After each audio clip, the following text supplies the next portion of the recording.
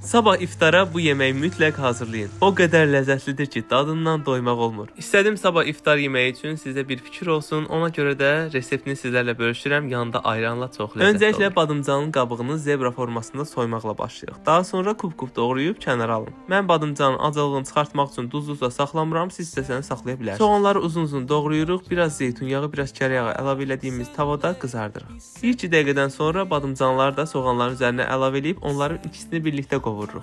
Daha sonra biberləri və pomidorları da üzərinə əlavə edib qapağını örtülü şəkildə yarım saat vam odda bişiririk. O sırada kotletlərimizi də kənarda qızardırıq.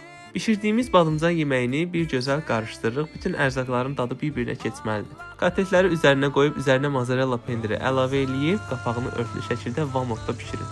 Dəhşət ləzzətlidir. İftardan sonra xırçıltılı isti təndir çörəklə bu yeməyin suyuna çörəyinizi batırıb yeyə bilərsiniz. Çox asan, ləzzətli yeməyimiz hazırdır. Nuş olsun, göz haqqınızı halal edin. Bu və ya daha maraqlı videoların ardı üçün mənim səhifəmə abunə olmağı unutmayın. Özünüzə yaxşı baxın, sevgi ilə qalın. Allah tutduğunuz orzuları qəbul eləsin. Hələlik.